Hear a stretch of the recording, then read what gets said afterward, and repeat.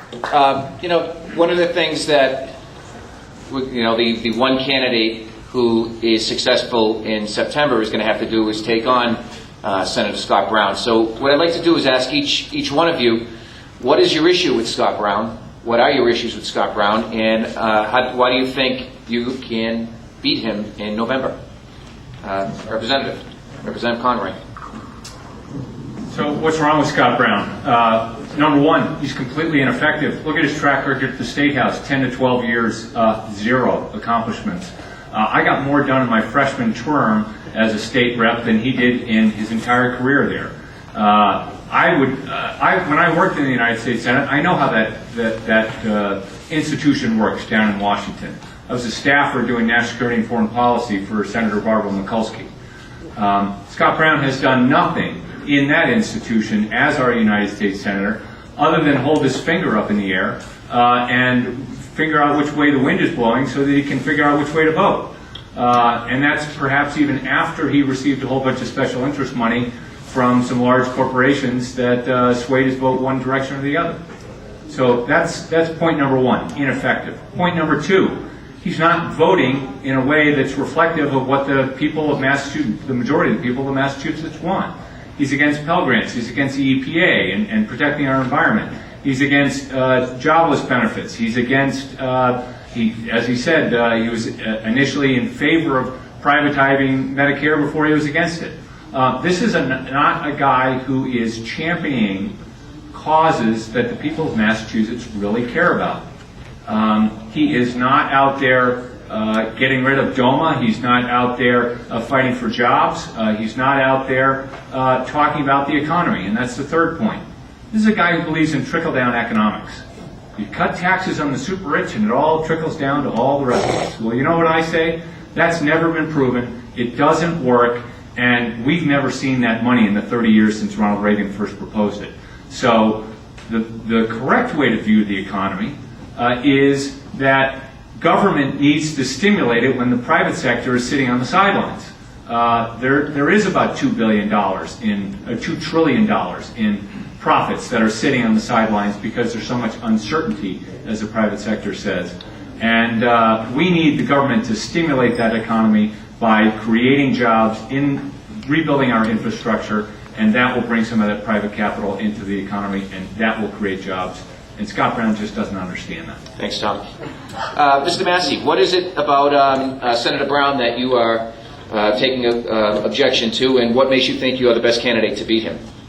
Well, I think it's important for us as Democratic candidates who agree on a number of things to find a way to agree to each other's answers. So there are a number of things that Tom said that I think I want to underscore. Probably the most important issue for me with regard to Scott Brown is that he has no vision for the future of the American economy.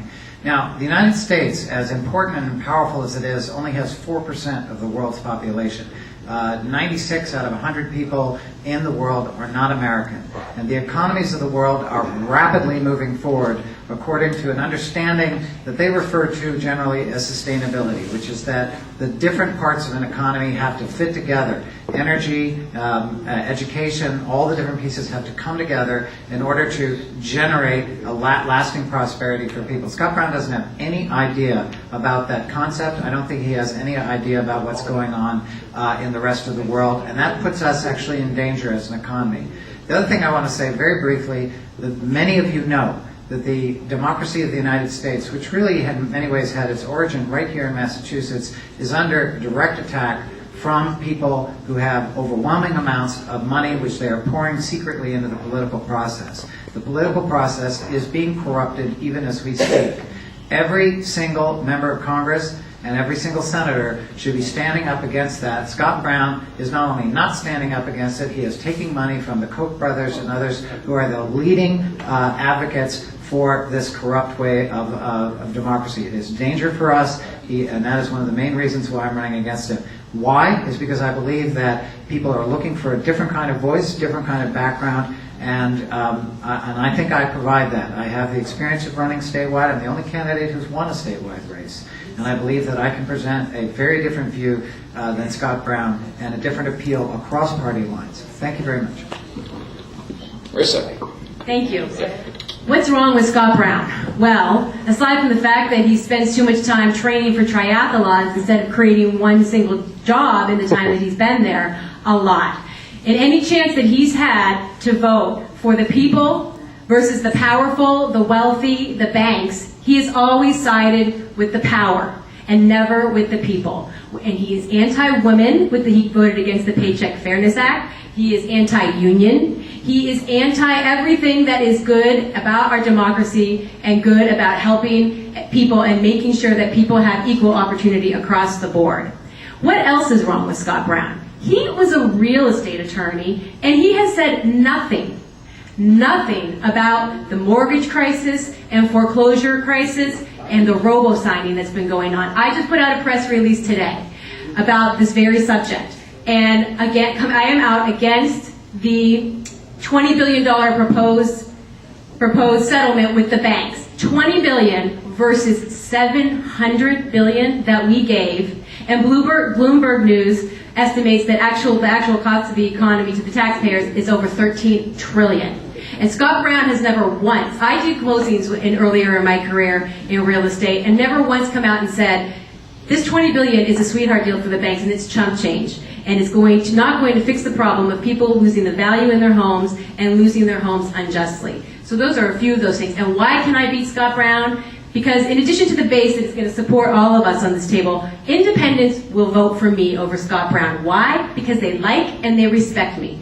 I talk to small businesses all over the place and they say, I lean Republican, but I'm registered independent, but maybe you can convince me. And after they hear my story, I'm the granddaughter of immigrants. I started my own practice when I was 26 from the ground up, and I am self-made, and I take on big causes, underdog causes that other lawyers won't touch, and I win them.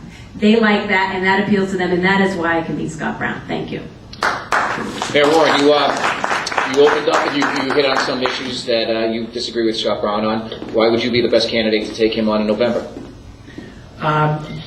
I had a conversation with Scott Brown last July, before I even thought about running. And that conversation was around ensuring that he would vote for the FMAP extension. That would mean and protect millions of dollars worth of local aid going to cities and towns here in the state of Massachusetts. Scott Brown looked myself and other mayors in the eye and said he would vote against it. I think this is a values question. I think this is a values election. Question is, does Scott Brown have the values of the state of Massachusetts?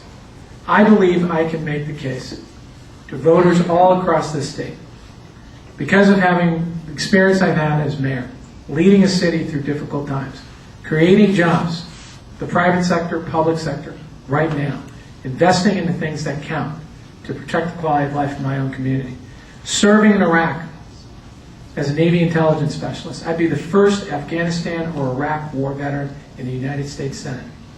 I can speak to where we need to spend money and invest to make this country strong at home and abroad. That means bringing our troops home, reducing our nuclear arsenal, stop wasting money on all these antiquated weapon systems. We need a candidate that's worked in Washington, like I have for President Clinton, Office of Cabinet Affairs, running FEMA for New England for the president, and working for the people here in the state of Massachusetts for Senator Kerry. That combined experience and background, I believe, gives me the best chance to win and beat Scott Brown next year. Thank you, Mayor. Mr. Robinson. Well, the one thing that I think stands out about Scott Brown, or actually it's going to be two things, sorry.